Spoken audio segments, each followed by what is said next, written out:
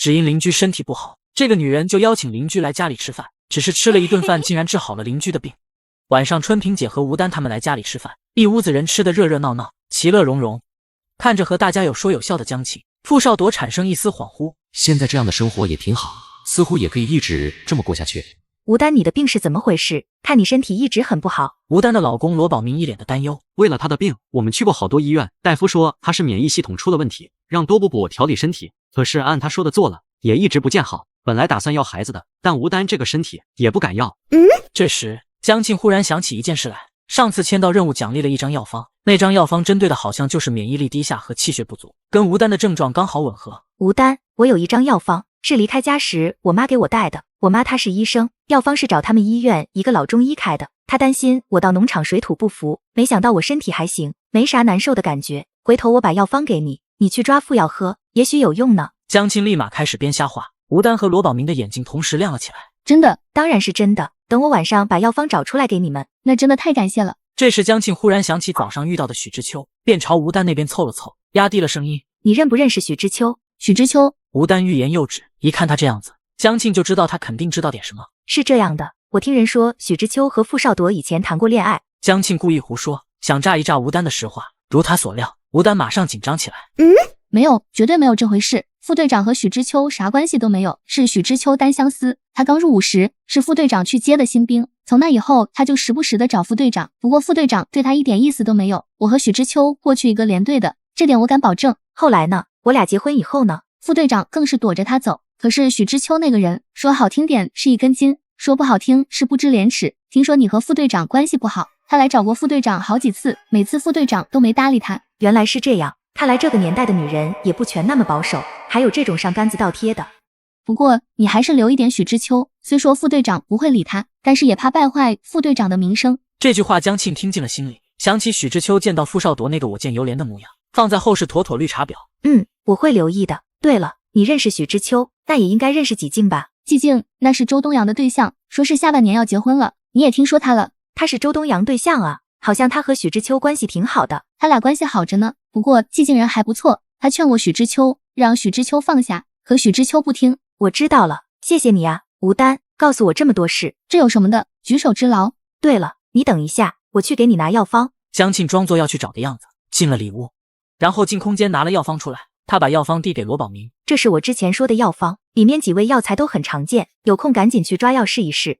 罗宝明接过纸条，太谢谢了。罗宝明将药方收好。不早了，要不我们先回去了，改天咱们再聚。人都走了，刚刚还热闹的屋子顿时冷清下来。江庆看看傅少铎，发现傅少铎也在看他，屋里气氛突然有些古怪。他这么看我啥意思？不会晚上想要留下来吧？万一真留下，就一张炕，难不成我们要睡一起？他正在做激烈的思想斗争，傅少铎忽然站起来。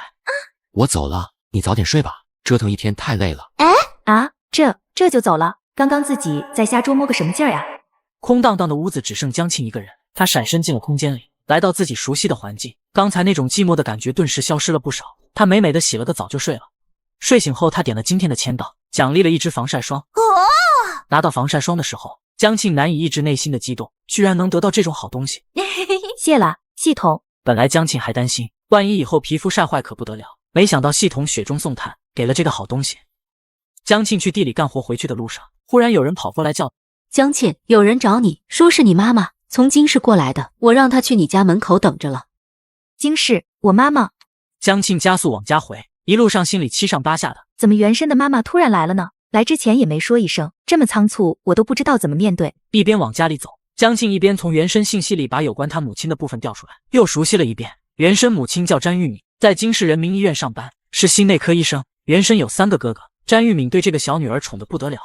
在他家门口，詹玉敏正站在那里焦急地等待着。这次过来，是因为10天前女儿给家里来了一封信，说忍受不了东安农场艰苦的生活，打算离婚回京市去。对女儿的决定，詹玉敏是犹豫的，她舍不得让女儿嫁到那么远那么荒凉的地方，可是既然已经嫁了，当然希望闺女能安心和傅少铎过日子。毕竟离了婚的女人变成2婚，以后很难再找到像傅少铎这样优秀的丈夫了，生怕女儿做了错误决定，所以千里迢迢来到东安农场。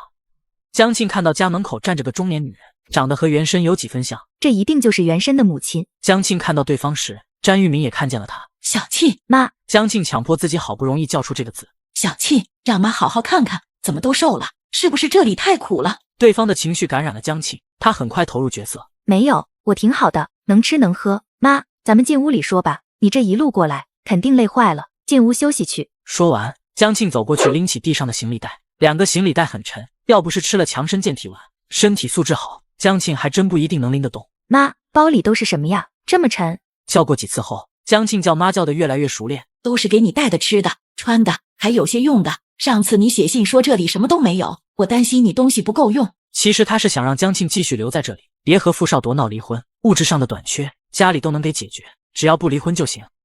眼前的女人还不知道，她真正的女儿已经离开这个世界，眼下在她身体里的是另外一个陌生的灵魂。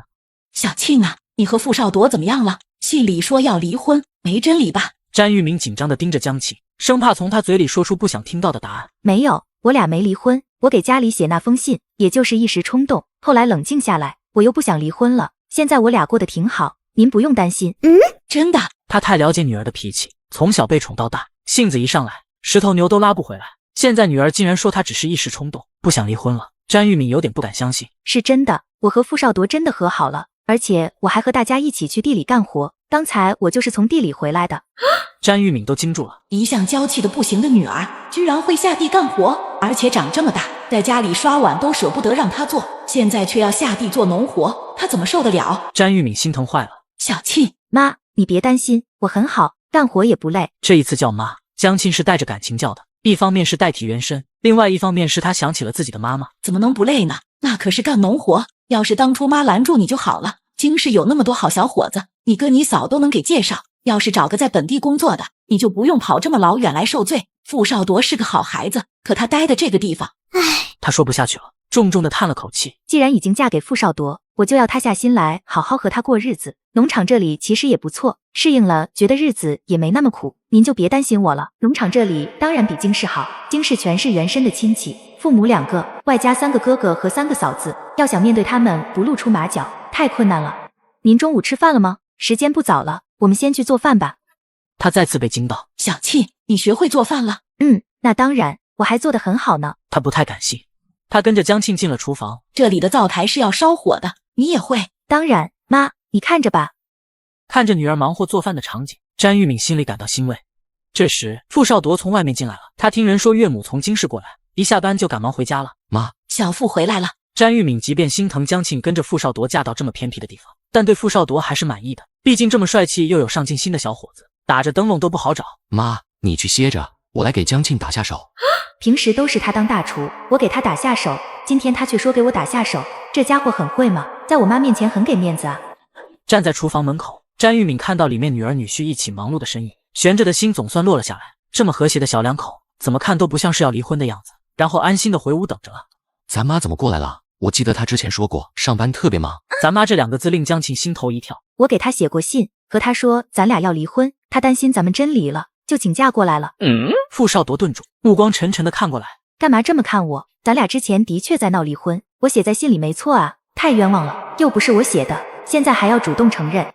晚饭做好，一家人开始吃饭。詹玉敏尝了一口菜后赞不绝口，对这个女婿更加满意。江庆，我已经帮你请了2天假，妈大老远过来，你多陪陪她吧。江庆一听请了2天假，欲哭无泪。这2天他都要和詹玉敏待在一起了，而且是全天候的。好吧。